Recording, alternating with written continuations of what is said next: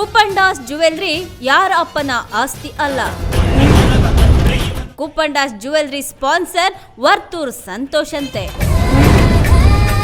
ವರ್ತೂರ್ ಸಂತೋಷ್ ಹೆಸರು ಹೇಳಿದ್ದಕ್ಕೆ ತನಿಷಾ ಬೆಂಕಿ. ಸರ್ರಂತ ಕಿಕ್ಕು ಏರುಸ್ತೋ ಜಿಲ್ ಜಿಲ್ಕು ಬಿಡ್ತಾಳೋ ಲುಕ್ಕು ಆಹಾ ತ್ರಿಪುರ ಸುಂದರಿ. ಇದು ಕಲಿಕಾಲ ಮಹಾಬರಗಾಲ ಅತಿ ಆಸೆ ಬಿದ್ರೆ ಗತಿ ಕೇಳೋ ತಮ್ಮ.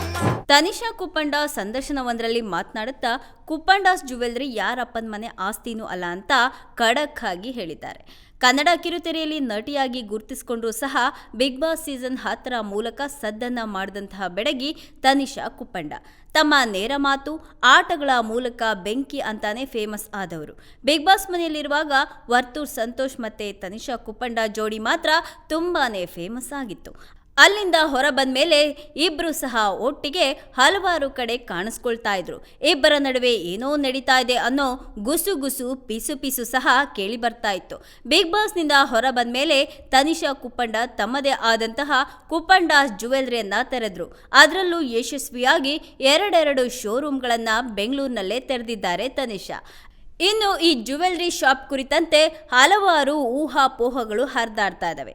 ಇದೀಗ ಈ ಸಂಶಯಗಳಿಗೆ ತನಿಷಾ ನೇರವಾಗಿ ಉತ್ತರವನ್ನ ಕೊಟ್ಟಿದ್ದಾರೆ.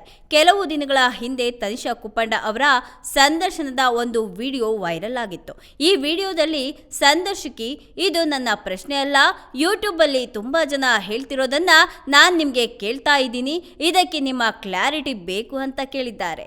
ತನಿಷಾಗೆ ಪ್ರಶ್ನೆ ಕೇಳ್ತಾ ಕುಪ್ಪಂಡಾಸ್ ಜ್ಯುವೆಲ್ರಿಗೆ ಸ್ಪಾನ್ಸರ್ ಮಾಡಿದ್ದು ವರ್ತೂರ್ ಸಂತೋಷ್ ಅಂತೆ. ಅವರೇ ಅದರ ಪಾರ್ಟ್ನರ್, ಬೆನ್ನೆಲುಬು, ಸಪೋರ್ಟರ್ ಎಲ್ಲವೂ ಹೌದು ಎನ್ನುವ ಮಾತು ಕೇಳಿ ಬರ್ತಾ ಇದೆ. ಅದು ನಿಜಾನಾ ಅಂತ ಕೇಳಿದ್ದಾರೆ.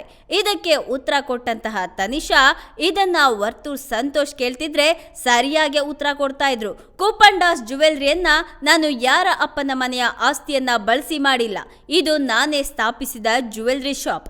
ಇದಕ್ಕಿಂತ ನೇರವಾಗಿ ಉತ್ತರ ಕೊಡೋದಕ್ಕೆ ನನಗೆ ಬರೋದಿಲ್ಲ ಅಂತ ಖಡಕ್ ಆಗಿ ಹೇಳಿದ್ದಾರೆ.